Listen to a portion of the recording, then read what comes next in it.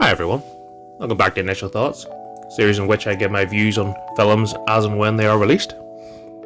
Today's film we're talking about is The Courier, starring Benedict Cumberbatch, I hope I'm saying this right, Benedicte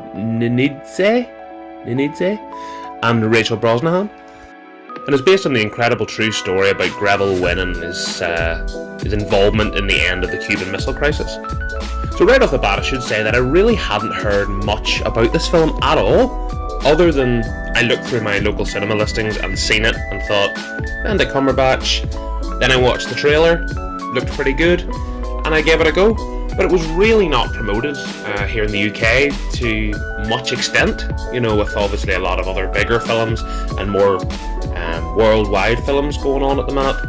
This one maybe gets lost in the shuffle, but that's a real shame, because this film, I'll get into depth soon, but this is a real great story and great film overall. And there's no better place to start than our main man, Mr. Benedict Cumberbatch, in what I would say is his strongest role, or certainly as good as I've ever seen him. Obviously he's good in things like The Imitation Game. Obviously he's very well known and very recognisable as Doctor Strange these days. But him as Greville Wynne in this film it's one of his best performances, and it's so sad that this really is running a bit under the radar currently.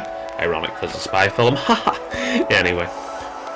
But as well as Benedict Cumberbatch's performance being absolutely fantastic, I really do have to mention the additional characters, the rest of the cast, and especially Benedict. I really hope I'm not bottling that name, apologies if I am, but he is fantastic in this film. An actor I'm really not familiar with. I've not seen him in anything before, I don't believe, but he really is fantastic in the role as the Russian counterpart to Benedict's character in the film, and obviously brings home the weight of the true story that this is, and it's a fantastic story. But before we go on to the actual story and plot and my overall thoughts on the film itself, another star in the film is Rachel Brosnahan. I've seen her I think previously in House of Cards is probably the most recognisable role of her. She is absolutely great in this film. I mean, the rest of the cast, it's not a massive cast, it's quite tight-knit, but everybody's doing a fantastic job. Some real great acting in this film from start to finish. And moving on from the acting and the cast to the actual story itself, the story is fantastic, it really is. The only thing I would say, and it's my only slight criticism of the film, the first half an hour to 45 minutes of the film is a bit slow. And yes, that's the nature of it. And I should definitely preface this by saying that the film itself, it isn't a mad, shootout guns, it's very slow, it's very suspenseful, but it's thrilling, it really is, and there's some real moments that build up, especially in the latter half of the film. You realise the severity of the situation. Real good film over. And I do have to say, in that first half an hour, I was going, I don't know about this. I don't know. If the pace didn't pick up, I was thinking, but by then I'd realised how much I was involved with the characters, the story, and it actually works perfectly. So the pacing really isn't a problem. It's just that first half an hour. If you're looking for something to jump out of the screen straight away, this isn't that kind of film. But once you get in and get involved with the characters, and you start realising the weight of the scenario they're put in, it really is such an experience in the cinema, and I really would recommend seeing it in the cinema if you can. I understand it's probably out of cinema for most people now. I know that when I seen that last night, that was the last night of its circulation here, so the cinema experience is probably came and went for seeing this one. But definitely, this is if it comes on Netflix or whatever the case may be, definitely a worthwhile shout. Or a worthwhile time to spend your evening. As you can see, IMDb has given it a 7.1. I think that's very harsh. It's very harsh. Not an awful score, don't get me wrong, but it's not often that I would.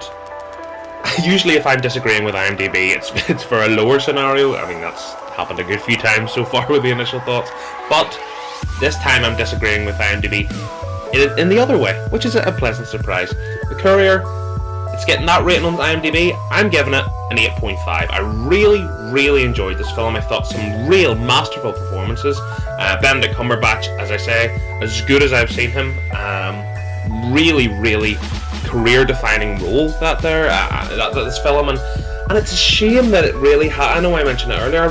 It is a shame that it hasn't got that mainstream advertisement or love, or maybe it has and I just didn't really see it.